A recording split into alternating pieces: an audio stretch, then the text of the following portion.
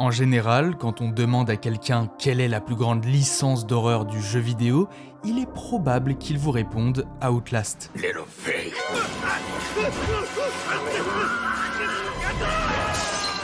Ou alors Silent Hill. Voire même Dead Space. Mais il est plus que probable qu'il vous réponde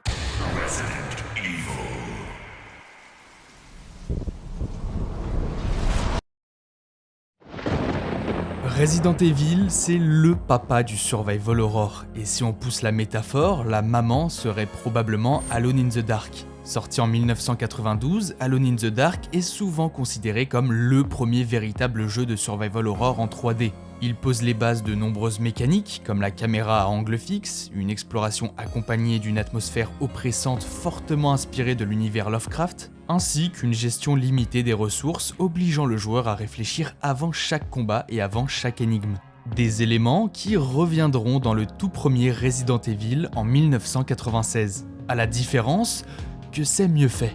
Le résultat est une expérience plus maîtrisée, plus cinématographique et surtout beaucoup plus mémorable pour le grand public. C'est précisément cette exécution plus aboutie qui permettra à Resident Evil de populariser le survival horror à l'échelle mondiale, au point de devenir la référence du genre pendant des décennies. Des décennies où la saga va continuer d'évoluer, de s'étendre et de se transformer. Parfois pour le meilleur, parfois pour le pire. Mais toujours en laissant une empreinte importante dans l'histoire du jeu vidéo. Et puis arrive en 2026 un nouveau jeu dont vous avez très probablement entendu parler tant il a fait parler de lui et littéralement cassé internet au moment de sa sortie. Ce jeu, c'est Resident Evil Requiem.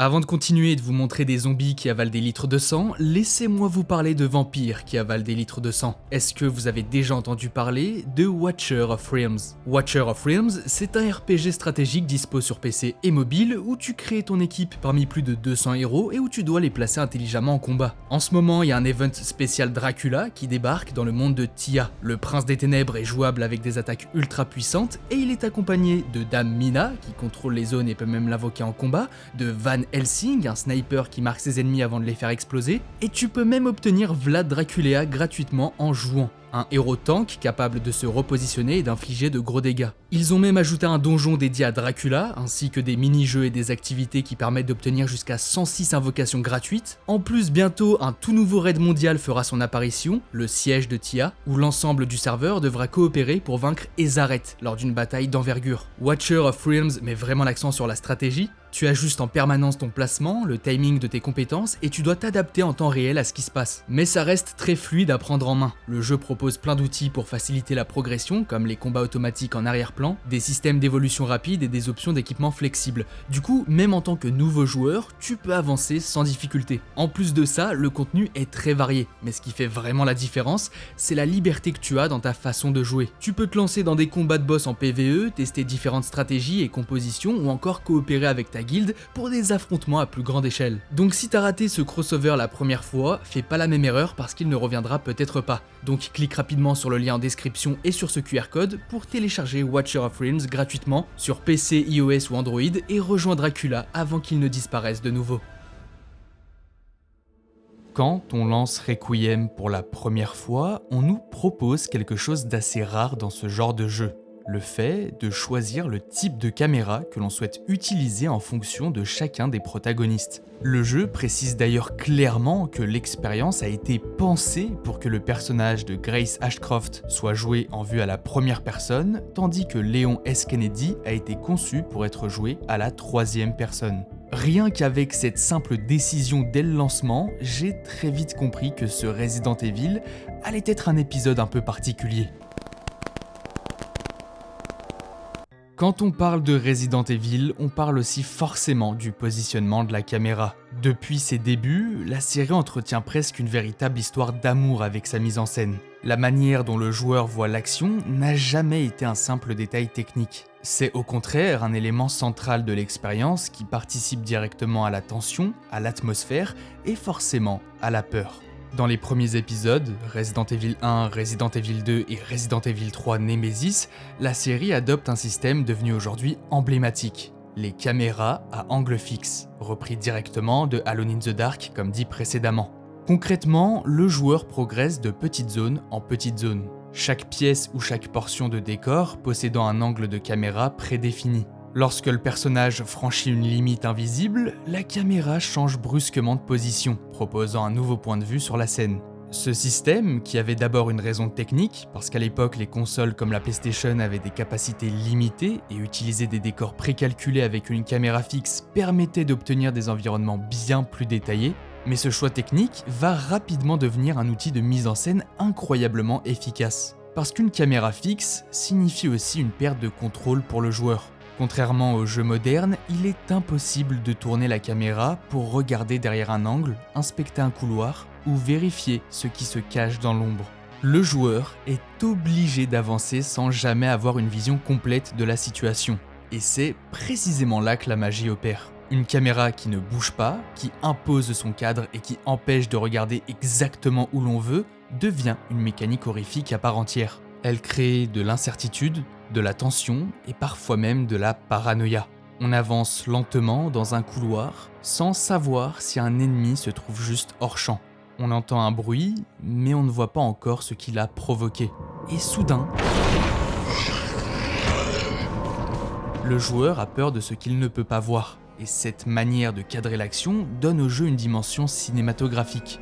Chaque angle est pensé comme un plan de film, une caméra placée au fond d'un couloir, une vue en plongée dans un hall immense, ou encore un cadrage serré qui masque volontairement une partie du décor, mais on peut aussi ajouter par-dessus tout ça le gameplay. On contrôle des personnages qui sont pas particulièrement rapides ni agiles. Leurs mouvements sont volontairement rigides et un peu lourds, ce qui donne constamment l'impression qu'on manque de réactivité face au danger. Tourner sur soi-même prend du temps, se repositionner demande de la précision, et chaque déplacement doit être réfléchi. La visée, elle aussi, n'est pas forcément intuitive. Le joueur ne vise pas directement avec un réticule comme dans les jeux modernes, il doit se fier à l'orientation du protagoniste par rapport au décor, mais aussi au placement de la caméra. Or, comme les angles de vue changent constamment d'une pièce à l'autre, il faut parfois quelques secondes pour comprendre exactement où se trouve l'ennemi et dans quelle direction tirer. Et bien que ce gameplay pourrait être considéré comme un défaut du jeu, c'est au contraire ce qui lui donne de la force. Parce que ça accentue le fait que le joueur se sente oppressé, constamment sur la défensive, comme quelqu'un qui essaie simplement de survivre dans un environnement hostile. Et c'est pour cette raison que parmi les 3 premiers jeux, celui qui me fait le plus flipper reste Resident Evil 3 Nemesis. Parce que bien que cet épisode soit un peu plus orienté action, il introduit une mécanique particulièrement stressante à exploiter avec le système de caméra fixe. Un ennemi qui peut littéralement vous traquer pendant toute votre progression. Cet ennemi, c'est évidemment Nemesis. Contrairement aux zombies classiques, qui restent généralement dans une zone précise, Nemesis est une créature beaucoup plus agressive et imprévisible. Son objectif est de poursuivre le joueur et de l'éliminer à n'importe quel moment de l'aventure. Et c'est là que la mise en scène avec les angles de caméra fixe devient absolument terrifiant parce que, comme le joueur progresse de plan en plan, qu'il ne voit jamais tout ce qui l'entoure en même temps, Nemesis en profite. À chaque changement de caméra, il existe toujours cette possibilité horrible qu'il soit juste là, dans le nouvel angle que vous venez de découvrir. Peut-être qu'il était caché derrière un mur, hors du champ de la caméra précédente, peut-être qu'il vient tout juste d'arriver dans la zone, et le pire, c'est que le jeu adore jouer avec cette idée. Il arrive régulièrement que le joueur avance tranquillement dans une rue, pense être en sécurité, puis la caméra change d'angle,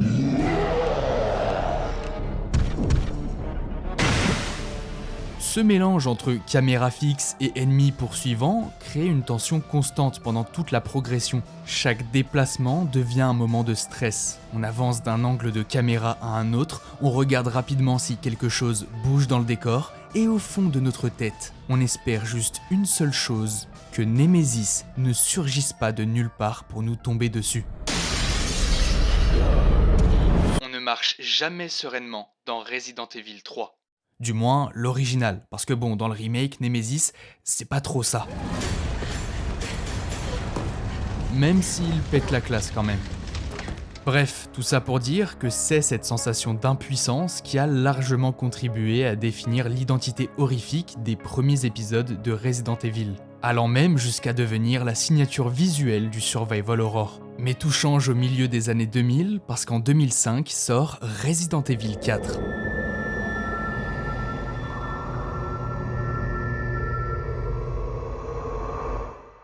Et avec lui arrive une révolution dans la manière de filmer l'action dans un jeu vidéo parce que le jeu abandonne complètement les angles fixes pour adopter une caméra placée derrière l'épaule du personnage. Une approche qui, contrairement aux précédents opus, sera conservée dans le remake sorti presque 20 ans plus tard. C'est dire à quel point ça a été un moment clé dans l'histoire de la saga, mais même dans l'histoire du jeu vidéo en général.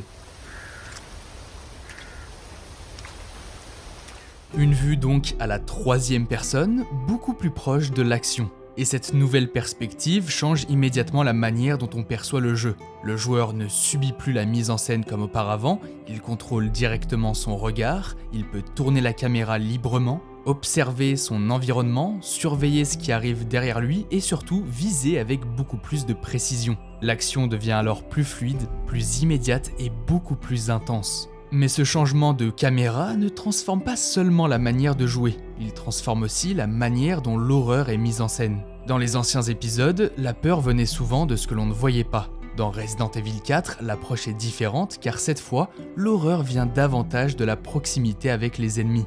Les créatures ne sont plus de simples silhouettes au fond d'un couloir, elles sont à quelques mètres de nous, parfois même juste derrière notre épaule. On voit leur visage déformé, leurs mouvements agressifs, leurs attaques qui se rapprochent dangereusement. Cette proximité crée une tension différente, plus physique et plus directe. Et le jeu exploite parfaitement cette nouvelle caméra pour mettre en scène ses ennemis. Les villageois infectés par le parasite Las Plagas, appelés les Ganados, sont bien plus rapides et intelligents que les zombies classiques. Ils encerclent le joueur, lancent des objets, utilisent des armes et grâce à la caméra par-dessus l'épaule, on ressent beaucoup plus intensément la pression d'être attaqué de tous les côtés. Certaines séquences deviennent même de véritables moments de panique, comme par exemple l'introduction dans le village qui reste aujourd'hui l'une des scènes les plus marquantes de la saga. Notre protagoniste se retrouve dans une zone remplie d'ennemis et finit par être attaqué et encerclé. On est donc dans l'obligation de les affronter ou de les fuir, nous imposant de courir un peu partout essayant de trouver une issue à cet endroit. On entre dans des bâtiments, on court sur des toits. Plus la séquence avance et plus il y a d'ennemis, et plus il y a d'ennemis, moins on a le temps d'observer ce qui nous entoure, et la caméra très proche de l'action donne l'impression d'être pris au piège au milieu de la foule.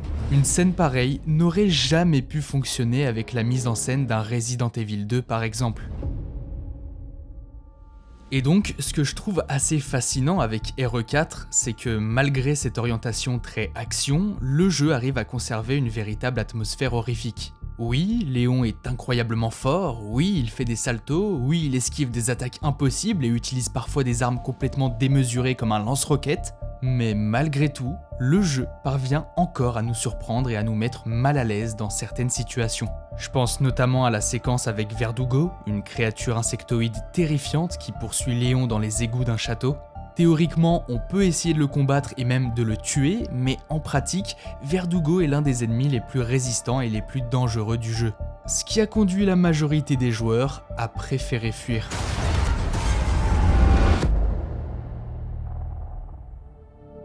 Mais les moments les plus angoissants de Resident Evil 4 restent sans doute les rencontres avec les Régénérators. Des créatures qui ressemblent à des sortes de zombies difformes qui respirent de manière lente et inquiétante, et surtout, elles se régénèrent constamment. Chaque fois qu'on leur tire dessus, leurs blessures se referment presque immédiatement. Les abattre devient alors pratiquement impossible, à moins de posséder l'équipement spécifique capable de détecter et détruire leurs points faibles. Sans cet équipement, tirer ne sert quasiment à rien. Et donc, même dans un jeu où Léon est censé être extrêmement puissant, il existe encore des situations où la seule véritable option reste de fuir. Mais même si le jeu arrive à certains moments à vite fait nous faire stresser, Resident Evil 4 fait quand même moins peur que ses prédécesseurs. Comme dit précédemment, là où dans Resident Evil 1, 2 et 3 on avait peur de ce qu'on ne voyait pas, dans Resident Evil 4 on a peur de ce qu'on voit. Et le problème, c'est que cette manière de faire est beaucoup moins efficace. L'horreur pure laisse progressivement place à une expérience plus orientée vers l'action, avec des combats plus fréquents et un rythme beaucoup plus soutenu. Et donc pour un jeu action-horror, on est plus sur de l'action que de l'horreur. Et bien que ce nouveau gameplay reste très satisfaisant et extrêmement efficace, et que Resident Evil 4 ait largement popularisé cette manière de filmer l'action, il faut aussi reconnaître que ce changement a profondément transformé l'identité de la franchise Resident Evil.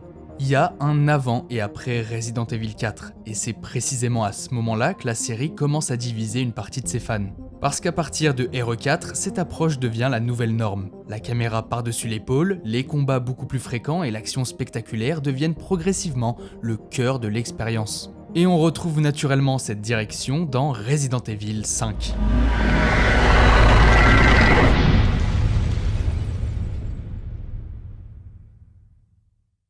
Mais dans cet épisode, le curseur est clairement poussé encore plus loin vers l'action.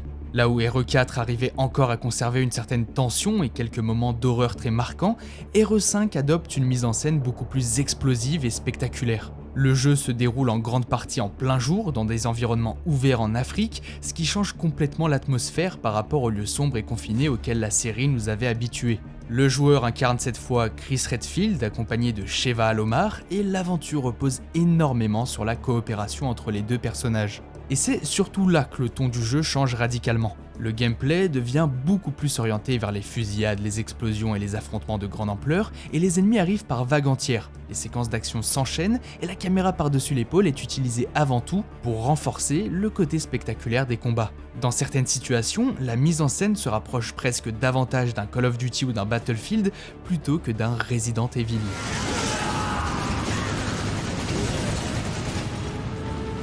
Le jeu tente malgré tout de proposer une atmosphère un peu différente avec un cadre inhabituel pour la série, une ambiance de catastrophe biologique à grande échelle et des ennemis parfois assez impressionnants visuellement. Mais le cœur de l'expérience reste clairement l'action et la coopération. Et le fameux mode coopératif devient même l'un des éléments centraux du jeu. Pouvoir parcourir toute l'aventure avec un autre joueur est indéniablement très fun et très dynamique. Les combats deviennent plus stratégiques, les joueurs doivent se couvrir mutuellement, partager les ressources et coordonner leurs actions. Le problème, c'est que ce choix a aussi une conséquence directe sur l'horreur. Parce que la peur fonctionne souvent mieux lorsque le joueur se sent seul, vulnérable et dépassé par la situation. Or, dans Resident Evil 5, on est rarement seul, on a constamment un partenaire avec nous. Quelqu'un pour nous aider, nous soigner ou nous sortir d'une mauvaise situation, et donc la tension disparaît presque complètement. Mais là encore, ça va, comparé à Resident Evil 6. Resident Evil 6. Dans cet épisode, le basculement vers l'action devient encore plus extrême. Déjà que l'horreur avait largement reculé, ici elle est quasiment absente. Et à force de pousser le spectacle toujours plus loin, la série commence doucement à frôler le nanar. Ce qui est assez ironique parce qu'au fond, la saga Resident Evil a toujours eu une petite dimension nanardesque. Entre les dialogues parfois absurdes, Where's everyone going? Bingo? les situations improbables, Chris, stop! No!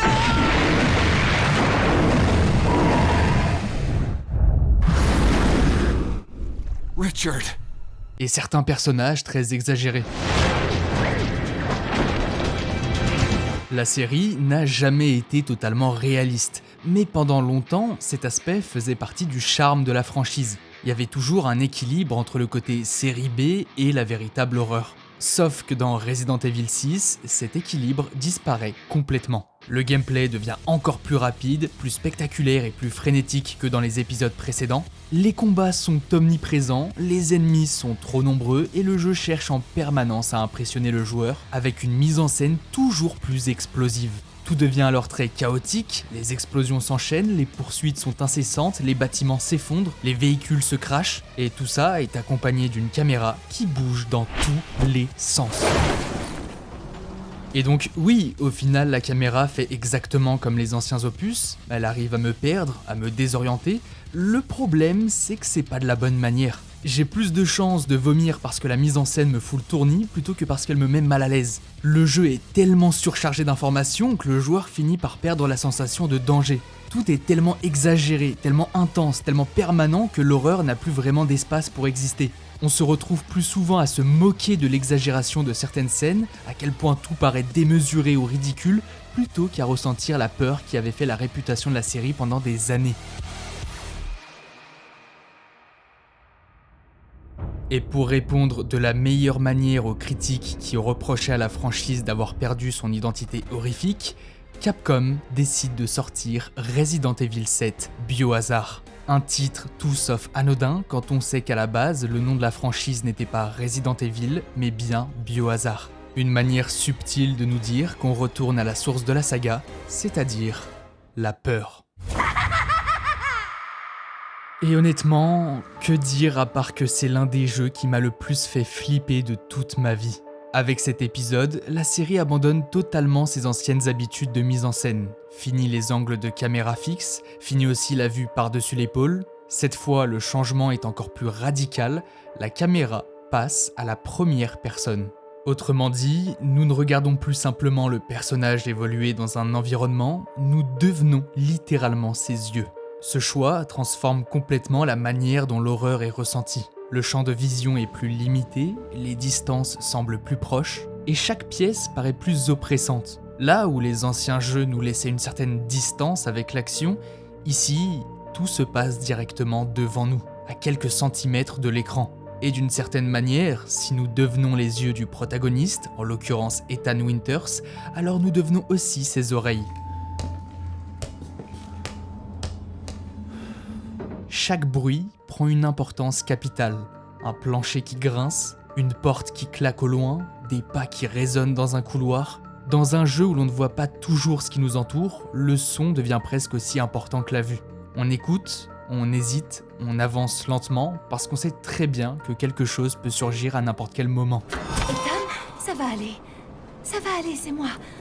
Et c'est cette immersion totale qui va permettre à Resident Evil 7 de ramener la peur au cœur de la série. Parce que par la suite, Resident Evil 8 adoptera également la première personne, il sera légèrement plus centré autour de l'action sans oublier l'horreur du précédent opus qui prend parfois le dessus dans des séquences vraiment folles. Je pense qu'on est tous d'accord pour dire que la partie avec le bébé géant monstrueux nous a tous traumatisés.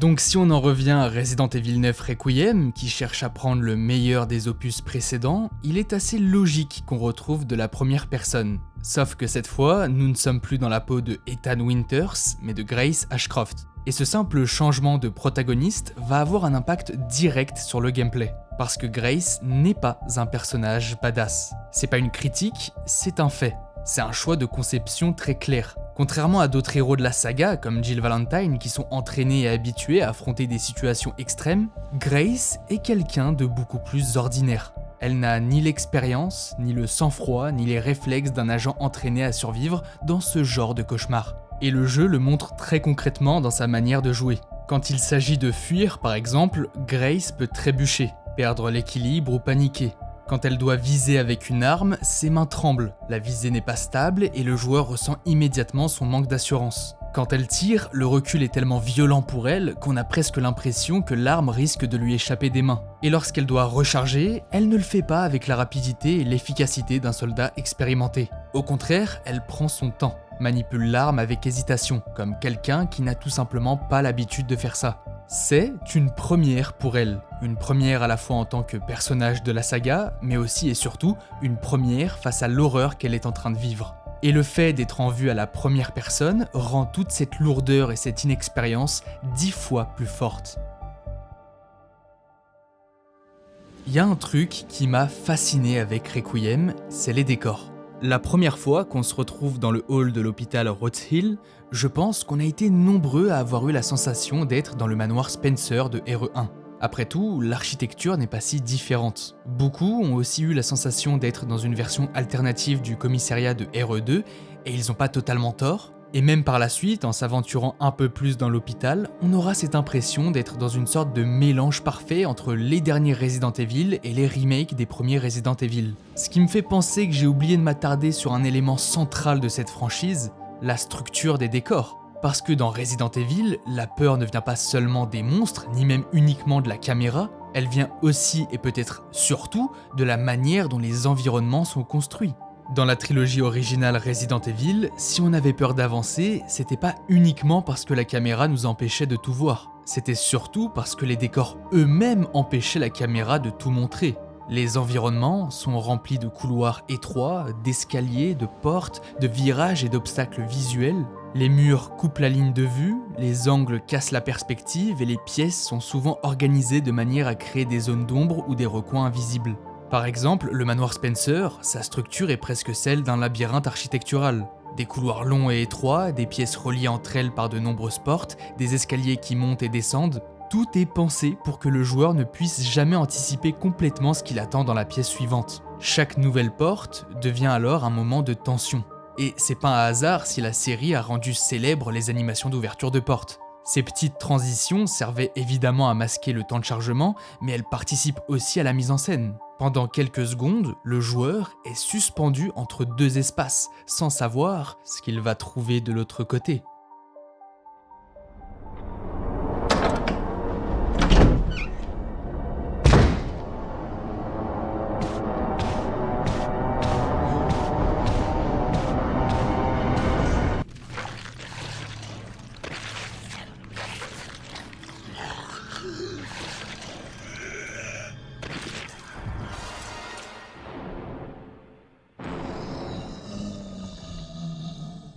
Dans Resident Evil 2, la logique est similaire avec le commissariat de Raccoon City. Le bâtiment est immense, rempli de couloirs, de bureaux, de salles d'archives et de passages secrets, mais il est surtout conçu pour donner l'impression d'un lieu à la fois familier et profondément hostile. Les mécaniques restent les mêmes, les couloirs sont étroits, les fenêtres peuvent se briser à tout moment, et certains passages obligent le joueur à repasser plusieurs fois dans les mêmes zones. D'ailleurs, ce principe de backtracking, revenir régulièrement dans des lieux déjà visités, renforce énormément la tension, car ces endroits peuvent changer entre deux passages. Un ennemi peut apparaître, une porte peut s'ouvrir, ou un danger peut surgir là où l'on pensait être en sécurité.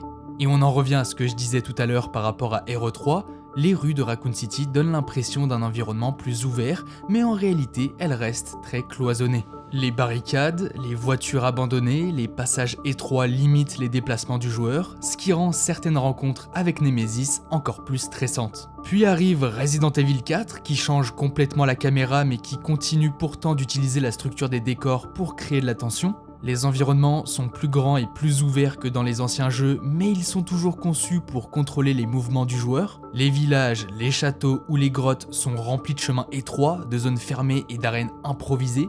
Dans Resident Evil 7 Biohazard et Resident Evil 8 Village, on est un peu plus dans le délire de la première trilogie. Dans Resident Evil 7, la maison des Baker est construite comme un véritable labyrinthe domestique et on se sent constamment enfermé dans un espace oppressant. Même si le jeu est en vue à la première personne, l'architecture du lieu continue de limiter la visibilité et les déplacements, ce qui maintient une tension constante. Et dans Resident Evil Village, le jeu utilise différents types d'environnements. Un village, un château, des usines, des laboratoires, mais chacun est conçu avec la même idée, contrôler la manière dont le joueur progresse dans l'espace. Donc au final, si on s'attarde vraiment sur la structure des décors dans la franchise Resident Evil, on se rend vite compte d'une chose assez surprenante, les jeux reposent tous plus ou moins sur la même base de conception. Qu'il s'agisse du manoir, du commissariat, des rues de Raccoon City, du château, de la maison des Baker, du village, la logique reste très souvent similaire. Et Requiem ne déroge pas du tout à cette règle. On retrouve exactement les principes qui ont toujours fait la force de la saga, des environnements semi-ouverts mais fortement structurés, remplis de portes verrouillées, de passages bloqués, de raccourcis à débloquer et d'énigmes qui servent à contrôler la progression du joueur. La boucle de gameplay est d'ailleurs presque toujours la même. On arrive dans une nouvelle zone, on découvre un endroit bloqué, on part chercher un objet ou résoudre une énigme, ce qui ouvre un nouvel accès qui mène à une nouvelle zone avec une nouvelle énigme qui nous oblige parfois à revenir sur nos pas pour débloquer un autre passage, ce qui permet finalement de résoudre une énigme plus importante, etc. etc. Autrement dit, la progression dans Resident Evil fonctionne très souvent de la même manière. Alors forcément, une question peut se poser. Pourquoi est-ce que personne ne critique vraiment cette structure ? Pourquoi les joueurs ne se plaignent-ils pas du fait que la série réutilise toujours plus ou moins les mêmes mécaniques, les mêmes types d'énigmes, les mêmes éléments de décor, et la même logique de progression ? Parce que sur le papier, on pourrait facilement parler d'une certaine redondance au fil des épisodes. Et pourtant, dans les faits, la plupart des joueurs ne ressentent pas vraiment cette répétition. Et la raison est en réalité assez simple. Ce qui différencie vraiment chaque épisode de Resident Evil, ce n'est pas tant la structure du gameplay ou des décors ou de la mise en scène en général, c'est l'atmosphère.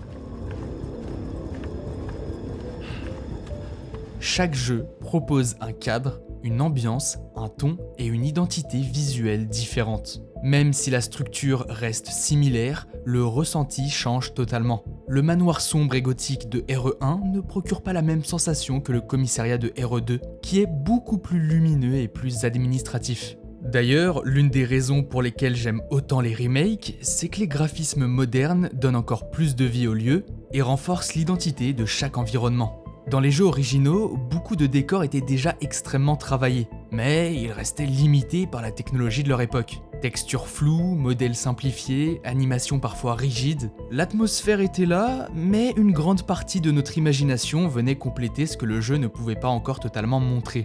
Avec les remakes récents, tout ça change complètement. Grâce aux moteurs graphiques modernes et au niveau de détail beaucoup plus élevé, les environnements deviennent presque des personnages à part entière. Chaque pièce raconte quelque chose, chaque couloir a une texture particulière, chaque objet posé dans le décor participe à construire l'ambiance. Et le fait d'avancer avec une caméra à la troisième personne rend chaque virage dans un couloir un peu plus stressant.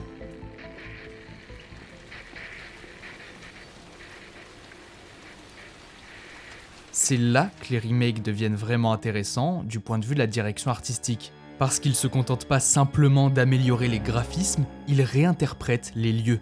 Les environnements gardent leur structure d'origine, mais chaque détail est repensé pour renforcer l'atmosphère. L'éclairage, les textures, les sons ambiants, la mise en scène des décors, tout est retravaillé pour donner encore plus de personnalité aux endroits que l'on explore. Au final, même si on connaît déjà les lieux par cœur, on a l'impression de les redécouvrir. Les environnements deviennent plus crédibles, plus immersifs et surtout beaucoup plus mémorables. C'est ça qui fait la force des remakes de la série. Ils montrent que dans Resident Evil, les décors ne sont jamais de simples arrière-plans. Ce sont eux qui portent une grande partie de l'atmosphère, et donc une grande partie de la peur. Marcher avec Léon dans le commissariat de Resident Evil 2,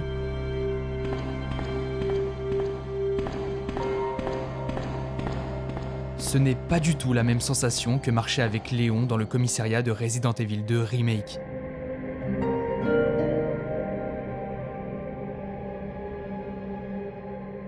Ça peut aussi fonctionner d'un remake à l'autre, marcher avec Jill Valentine dans Resident Evil 3 Remake.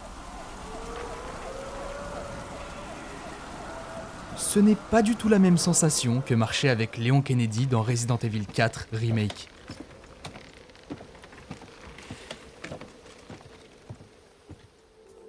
Je fais quand même un petit aparté sur Resident Evil 5 parce que même si je trouve le jeu pas ouf, je ne peux pas mentir en disant que l'atmosphère de ce jeu n'est pas unique, surtout comparé à tout le reste de la franchise.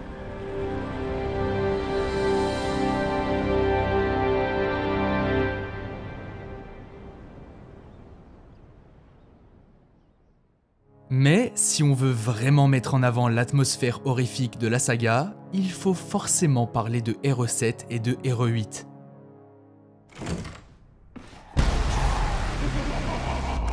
Biohazard possède une ambiance de malade mental, et dans tous les sens du terme. Toute l'aventure se déroule dans le domaine de la famille Baker, perdue au fin fond des marais de Louisiane, et dès les premières minutes aux côtés d'eux, le jeu installe quelque chose de très particulier.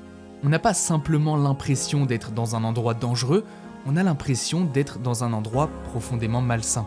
On se retrouve piégé au sein d'une famille qui pourrait presque sembler normale aux premiers abords, s'il n'y avait pas toute cette saleté et cette nourriture en décomposition sur la table, sans parler des murs moisis ou du fait que Jack, le père de famille, coupe littéralement le bras de son fils Lucas.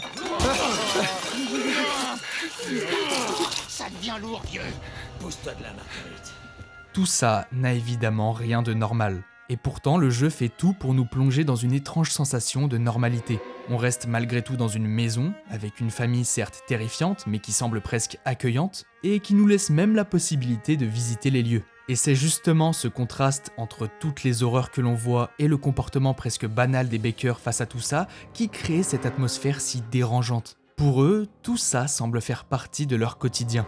Par la suite, on découvre un lieu où les planchers grincent, les couloirs sont humides et l'air semble presque irrespirable. Les textures, les éclairages et les détails des décors donnent constamment l'impression que cet endroit est chaud, étouffant, collant, comme si l'humidité des marais avait fini par s'infiltrer partout. En fait, c'est pas vraiment une maison abandonnée, c'est plutôt un lieu qui est pourri de l'intérieur.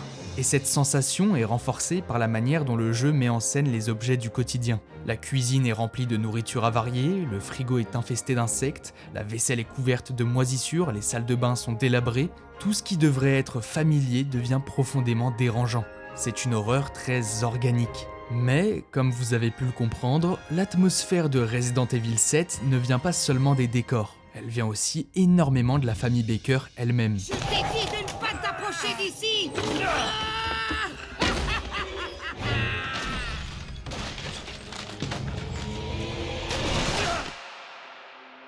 Contrairement à beaucoup d'ennemis dans la saga, les Baker ne sont pas juste des monstres, ils ressemblent encore à des êtres humains, mais complètement brisés mentalement. Leur comportement est imprévisible, grotesque, parfois même presque comique, mais toujours profondément inquiétant. Jack Baker est un taré qui cherche constamment la baston et qui ne meurt jamais. De son côté, Marguerite Baker incarne une horreur beaucoup plus grotesque et organique, avec tout un univers visuel basé sur les insectes, les nids et les environnements infestés. Et enfin, Lucas Baker apporte une dimension encore différente, celle d'un psychopathe qui transforme la maison en terrain de jeu sadique rempli de pièges et d'énigmes macabres. Chaque membre de la famille donne donc une couleur différente à l'horreur du jeu. Et c'est une logique qui a été reprise dans Village avec ce principe d'atmosphère fragmentée, mais en l'étendant encore plus loin. Village va structurer toute son aventure autour de plusieurs personnages, chacun apportant son propre univers visuel, sa propre ambiance et même sa propre forme d'horreur. C'est certainement le Resident Evil le plus différent des autres en termes de lore et de direction artistique. On n'affronte plus des zombies mais des loups-garous, on n'est pas tout le temps enfermé dans des lieux sombres, le jeu nous fait traverser un village isolé d'Europe de l'Est, entouré de montagnes enneigées et coupé du reste du monde, mais ce village n'est en réalité qu'un point de départ. Très vite, on comprend que tout l'environnement est organisé autour de plusieurs territoires dominés par différents seigneurs, chacun possédant un lieu très distinct, presque comme un petit monde à part entière. Le premier qui marque évidemment les esprits, c'est le château de Lady Dimitrescu. Un immense château gothique rempli de couloirs sombres, de salles luxueuses et de passages secrets. L'architecture rappelle volontairement les grands manoirs de la saga, notamment celui du premier Resident Evil. Les plafonds sont immenses, les escaliers monumentaux, les murs recouverts de dorures et de tapisseries. Tout donne l'impression d'un lieu ancien, aristocratique, figé dans le temps. L'atmosphère repose ici sur une horreur presque classique, inspirée des récits de vampires et du gothique européen. Pas étonnant donc que nos principaux ennemis dans ces lieux sont des vampires.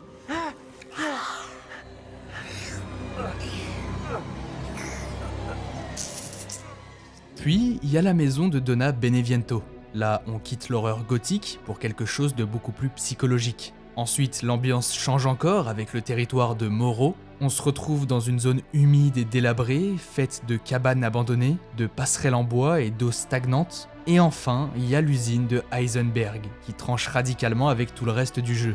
Ici, on quitte les décors organiques et folkloriques pour un environnement industriel, froid et mécanique. Les couloirs métalliques, les machines gigantesques et les expérimentations bizarres donnent une ambiance beaucoup plus sombre et dystopique. Ce qui fait donc la force de Biohazard et de Village, c'est que les jeux transforment leur univers en une sorte de parc d'attractions horrifiques où chaque zone explore une facette différente de l'horreur tout en restant cohérente avec l'univers de Resident Evil. Et évidemment, c'est une manière de faire que l'on retrouve aussi dans Requiem. Au fil de l'aventure, on traverse plusieurs environnements mémorables. Il y a bien sûr l'hôpital, qui reprend clairement beaucoup de codes de la trilogie originale, avec une architecture très cloisonnée, labyrinthique, où chaque pièce semble raconter une petite histoire. J'ai pas mal été marqué par les rues de la ville Hellbridge. On quitte les espaces fermés pour des environnements urbains beaucoup plus ouverts où le chaos est omniprésent, ce qui rappelle l'ambiance des rues de Raccoon City dans Resident Evil 3 Nemesis. Mais l'endroit qui marque probablement le plus les esprits reste le retour à Raccoon City. Non pas la ville telle qu'on l'a connue dans les anciens jeux, mais ce qu'il en reste après sa destruction. La ville est montrée sous un angle complètement différent, baignée d'une lumière écrasante, traversée par un vent chargé de poussière. Elle n'est plus qu'un immense champ de ruines. Là où les anciens jeux montraient une ville en pleine catastrophe, ici on découvre les vestiges d'un monde disparu. Tout est recouvert de cendres, les structures sont effondrées, les rues sont silencieuses. Ce n'est plus vraiment un lieu de danger immédiat, mais plutôt un espace chargé de mémoire. Et dans ce décor presque fantomatique, certains lieux emblématiques réapparaissent.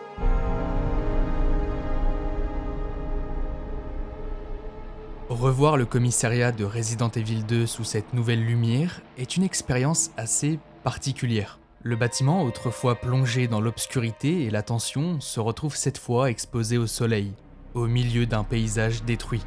L'endroit n'est plus un labyrinthe oppressant rempli de monstres, c'est devenu un monument abandonné, un symbole d'une catastrophe passée, ce qui est presque étonnamment poétique. Parce que revoir ces lieux iconiques dans cet état crée une sensation étrange entre nostalgie et mélancolie. On reconnaît des endroits familiers, mais ils ne sont plus les mêmes. Ils appartiennent désormais à une époque révolue. Bien sûr, il y a forcément une part de fanservice dans cette mise en scène. Revenir à Raccoon City, revoir certains lieux mythiques, c'est quelque chose que les fans de la saga attendaient depuis longtemps. Mais Requiem ne se contente pas juste de recycler ses décors. Il les utilise pour créer une atmosphère différente, presque contemplative. Comme si le jeu nous invitait à regarder les ruines de l'histoire de la saga. Ce qui est d'ailleurs assez marrant quand on sait qu'à l'origine, le commissariat était un musée.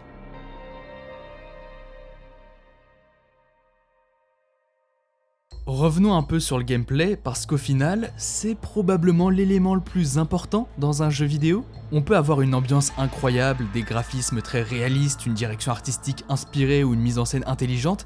Si le gameplay n'est pas au niveau, tout le reste finit par perdre de sa valeur. Et heureusement, comme j'ai pu le mentionner indirectement à plusieurs reprises, le gameplay a toujours été l'un des plus grands points forts de la franchise Resident Evil. Même dans les épisodes les plus critiqués, il reste généralement solide, efficace et surtout suffisamment satisfaisant à jouer. Prenons par exemple Resident Evil 5 et Resident Evil 6. Les sensations de jeu restent très plaisantes, les armes sont percutantes, les combats sont dynamiques et le système de tir reste extrêmement satisfaisant. Mais comme je l'ai déjà dit, le problème de ces épisodes n'est pas tant la qualité du gameplay, mais plutôt sa direction.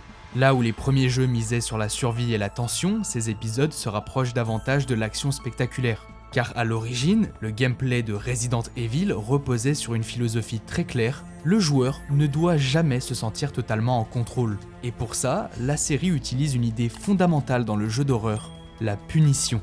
Un bon gameplay d'horreur est souvent un gameplay punitif. Cela ne veut pas dire qu'il est injuste, mais qu'il oblige constamment le joueur à faire attention, à réfléchir et à anticiper les dangers. La visée est punitive, la caméra est punitive, les déplacements lents sont punitifs, et ça parce que ça nous rend plus vulnérables. Mais la punition ne se limite pas au contrôle ou à la caméra, elle existe aussi dans la gestion des ressources. Les munitions sont limitées, les soins sont rares, et chaque combat peut devenir un dilemme.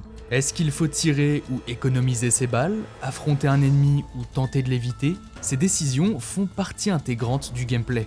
Au fond, si le gameplay de Resident Evil fonctionne aussi bien depuis des décennies, c'est parce qu'il repose sur un équilibre très précis, donné aux joueurs juste assez pour pouvoir survivre, mais jamais assez pour se sentir totalement en sécurité. C'est pour ça que dans Hero 9, Grace se retrouve très souvent à court de munitions. Ce qui oblige à réfléchir constamment à chaque affrontement. Tirer n'est jamais une décision anodine. Chaque balle compte et gaspiller ses ressources peut très vite se retourner contre nous. À cela s'ajoute le fait que les ennemis sont souvent beaucoup trop nombreux et puissants pour être affrontés frontalement. Dans beaucoup de situations, la meilleure stratégie n'est pas de combattre mais de fuir ou d'éviter le combat. Et même lorsqu'on parvient à éliminer certains adversaires, rien ne garantit qu'ils resteront au sol car certains ennemis peuvent se relever plus tard. Pire encore, le jeu reprend un élément du tout premier Resident Evil, ou plutôt de son remake, qui avait introduit le concept de Crimson Heads, des zombies ayant la capacité de revenir à la vie en étant plus forts et plus rapides. Et Requiem nous présente les Blisterheads, des zombies qui reviennent en étant encore plus dangereux qu'avant, transformant une victoire apparente en nouveau problème. Donc non seulement on incarne un personnage qui, je le rappelle, est totalement inexpérimenté, non seulement on manque cruellement de moyens pour affronter nos adversaires, mais en plus, même quand on parvient à remporter un combat, le jeu trouve une manière de nous niquer. Sans parler du fait qu'à plusieurs reprises, Grace est confrontée à des ennemis invincibles. C'est un type d'adversaire assez récurrent dans la saga Resident Evil, une créature ou un personnage qui nous traque afin d'ajouter une pression constante et un sentiment de danger permanent, comme on l'avait évoqué avec Resident Evil 3 et le Nemesis. Mais il y a également Mr. X dans Resident Evil 2 qui poursuit Léon et Claire dans les couloirs du commissariat et qui m'a vraiment traumatisé dans le remake.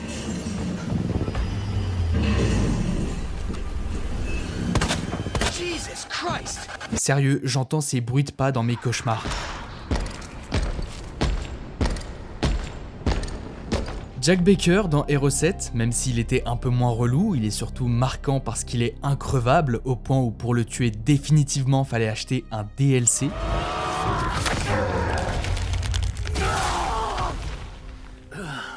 Et dans Resident Evil Requiem, ce rôle est attribué à une créature simplement appelée la Fille.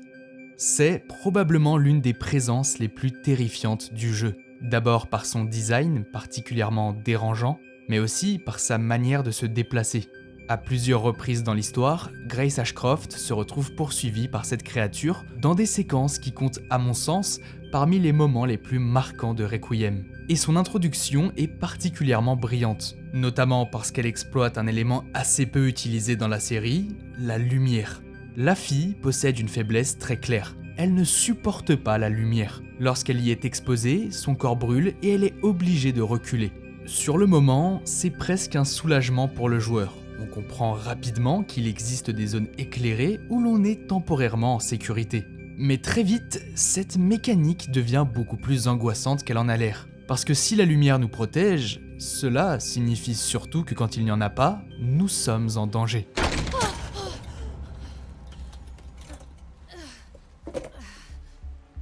Et évidemment, pour progresser dans le jeu, il faut traverser les zones plongées dans l'obscurité. Le moment qui m'a probablement le plus terrifié est arrivé lors d'une course-poursuite. J'étais en train d'être traqué par la Fille, j'ai réussi à courir jusqu'à une pièce bien éclairée et à ce moment-là, je me suis dit que c'était bon. J'avais réussi à m'en sortir. Je me suis même mis à me moquer un peu d'elle, persuadé qu'elle ne pouvait rien me faire tant que la lumière restait allumée. Et puis d'un coup, cette connasse a coupé l'électricité.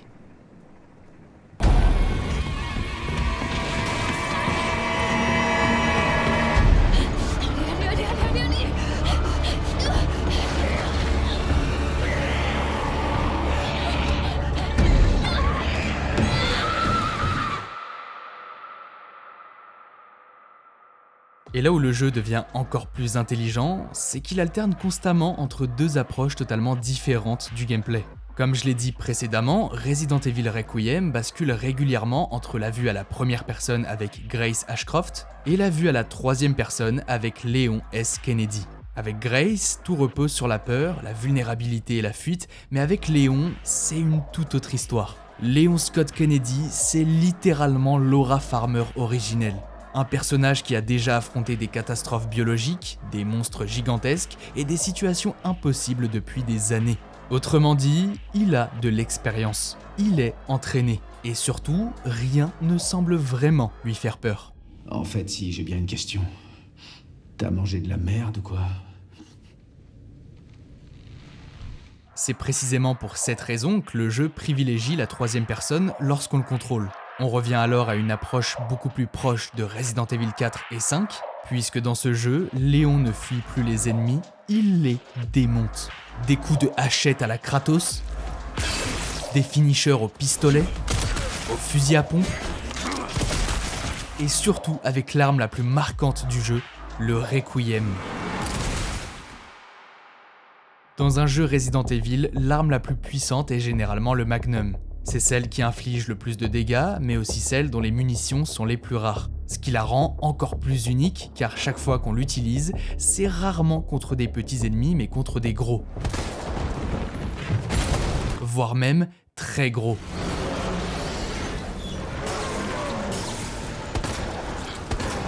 Voire même très très gros. Mais Resident Evil 9 décide de briser complètement cette règle. Dès les premières minutes où l'on incarne Léon, le jeu nous met directement entre les mains le Requiem. Un magnum dont la puissance est évidente dès le départ parce que c'est probablement pas un hasard si elle porte exactement le même nom que le jeu lui-même. RE9 veut nous faire comprendre immédiatement que Léon n'est pas là pour subir l'horreur, mais pour la dominer. Là où Grace lutte simplement pour survivre, Léon est là pour reprendre le contrôle de la situation. Le gameplay assume alors complètement l'héritage plus nerveux des épisodes comme Resident Evil 4 et Resident Evil 5, voire parfois certains excès de Resident Evil 6, mais sans jamais tomber dans la surenchère permanente. Et c'est justement là que le jeu devient vraiment malin, parce qu'il alterne constamment entre ces deux styles de gameplay. Les phases avec Léon sont clairement plus courtes que celles avec Grace, on passe souvent quelques dizaines de minutes à incarner un personnage surpuissant, avant de retourner pendant plusieurs heures dans la peau d'un personnage fragile et dépassé par les événements. Et oui, d'un certain point de vue, c'est frustrant. On passe d'un personnage ultra cheaté à un personnage extrêmement faible. Mais c'est précisément cette frustration qui rend l'expérience aussi efficace. Quand on retourne jouer Grace après avoir incarné Léon, on ressent immédiatement à quel point on est désarmé face aux ennemis, ce qui renforce encore plus le sentiment de peur et d'impuissance. Et à l'inverse, lorsque le jeu nous redonne le contrôle de Léon, on a presque l'impression de devenir un dieu vivant capable d'écraser tout ce qui se met sur notre route. Ce contraste permanent entre la vulnérabilité totale et la puissance absolue crée un rythme extrêmement efficace et rend les deux styles de gameplay encore plus marquants et satisfaisants à jouer.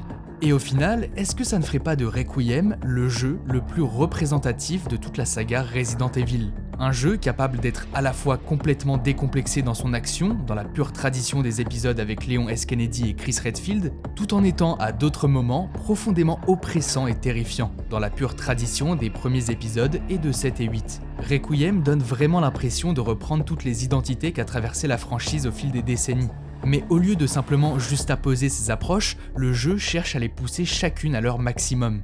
Et c'est peut-être ça la plus grande réussite de Resident Evil Requiem. Réussir à faire cohabiter toutes les facettes de la saga, parfois opposées, mais finalement complémentaires, pour proposer une expérience qui ressemble presque à une synthèse parfaite de tout ce que Resident Evil a été depuis ses débuts.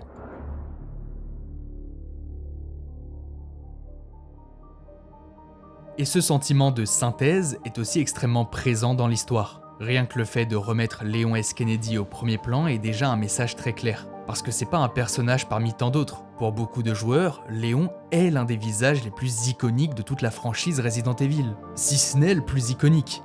Depuis RE2 jusqu'à RE6, il incarne une grande partie de l'histoire de la saga. Le replacer au centre d'un épisode aussi important n'est donc pas anodin. C'est presque une manière de boucler la boucle. Mais en même temps, le jeu nous introduit un nouveau personnage central, Grace Ashcroft, et sa présence n'est pas non plus là par hasard. Là où Léon incarne le passé de la franchise, Grace semble incarner son avenir. Et c'est pour ça que Requiem fonctionne comme une transition. Une transition entre l'ancien Resident Evil et ce que la saga pourrait devenir par la suite. Cette idée est encore renforcée par le cœur même de l'intrigue, le jeu revient directement sur l'héritage d'Oswald Spencer. Le fondateur d'Umbrella Corporation est l'un des personnages à l'origine de toute la catastrophe biologique qui traverse la saga depuis ses débuts. Pendant des décennies dans la chronologie de la série, Spencer a été présenté comme une figure presque mythique. Un scientifique obsédé par l'évolution de l'humanité, prêt à tout pour atteindre une forme de pouvoir quasi divin grâce aux armes biologiques.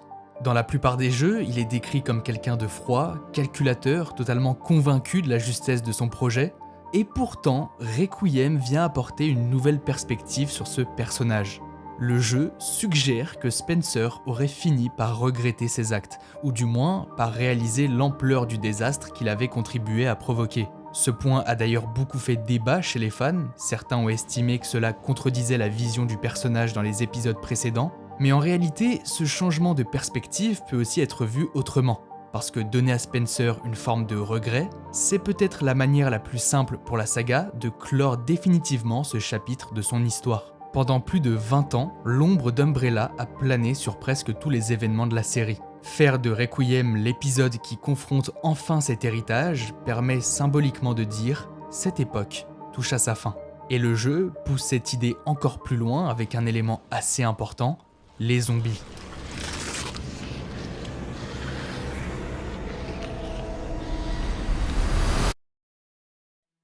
Resident Evil, c'est l'une des rares franchises de jeux vidéo que vos parents ou même grands-parents peuvent connaître. Parce que peu importe si vous suivez la saga de près ou de loin, tout le monde rattache Resident Evil aux zombies. C'est la marque de fabrique de la licence, des jeux de zombies. Et les zombies dans les RE, ils ont pas mal évolué au fil du temps.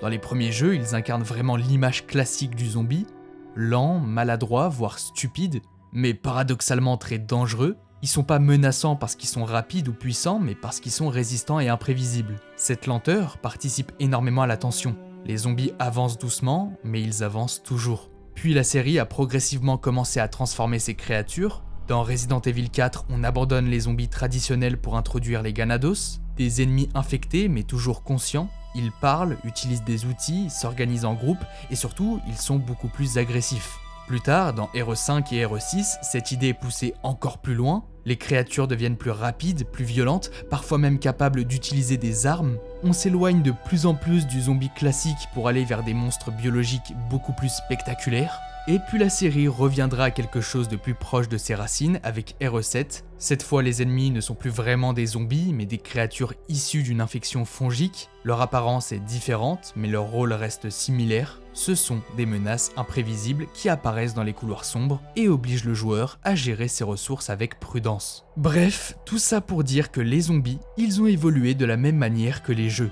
Ils s'adaptent à chaque fois en fonction de l'époque et du ton recherché, faisant d'eux des personnages indissociables de la franchise.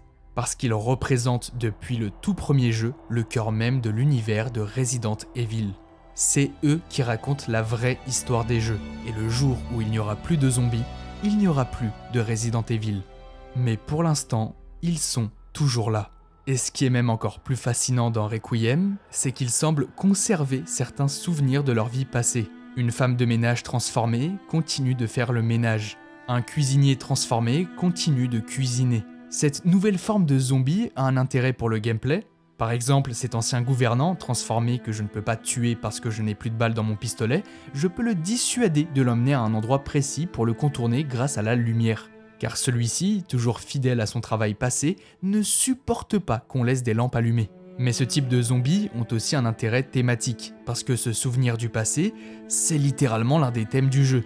Léon, en revoyant le commissariat et d'autres lieux de Raccoon City, se remémore les événements de RE2, ce qui souligne que ça l'a profondément impacté au point de l'avoir presque traumatisé, et que c'est la raison pour laquelle il est encore là aujourd'hui, pour clore un chapitre de sa vie. Quand j'ai vu ce zombie dans le commissariat de Raccoon City, qui, exactement comme dans RE2 Remake, se met à frapper sur un distributeur automatique, sur le moment, je me suis dit que c'était un simple clin d'œil pour les fans, une petite touche de fanservice. Mais symboliquement, c'est peut-être aussi beaucoup plus que ça. Le fait que les zombies répètent les mêmes gestes encore et encore, c'est une métaphore de la série qui, depuis des années, revisite les mêmes lieux, les mêmes monstres, les mêmes situations. Comme si l'univers de Resident Evil était lui aussi coincé dans une forme de boucle. Et c'est peut-être justement ce que Requiem cherche à questionner. En multipliant les références aux anciens épisodes, le jeu agit clairement comme un immense hommage à toute la saga. Au premier jeu, au plus récent, aux épisodes les plus appréciés, mais aussi à ceux qui ont été beaucoup plus critiqués, tout fait partie de l'histoire de Resident Evil. Mais il est peut-être temps d'aller ailleurs. Cette idée est d'ailleurs renforcée par les deux fins possibles du jeu. Dans la première, souvent considérée comme la mauvaise fin, Léon S. Kennedy meurt.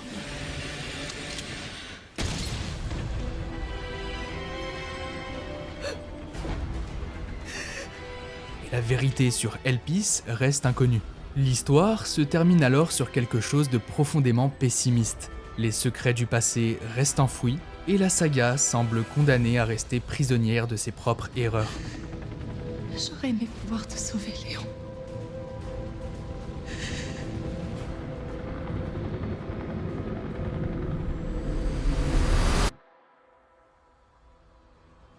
Mais dans la seconde fin, la véritable conclusion, Grace Ashcroft parvient à libérer Elpis, qui s'avéra être un remède créé par Spencer pour neutraliser le virus T. Elle sauve Léon et permet enfin d'affronter ce qui se révèle être un Némésis, une créature qui a la fâcheuse tendance à ne jamais mourir et à toujours revenir, ce qui est assez symbolique. Cette fois, tu te relèveras pas. Au final, c'est ça que raconte vraiment Requiem, un adieu à une époque, et en même temps, le début d'une autre.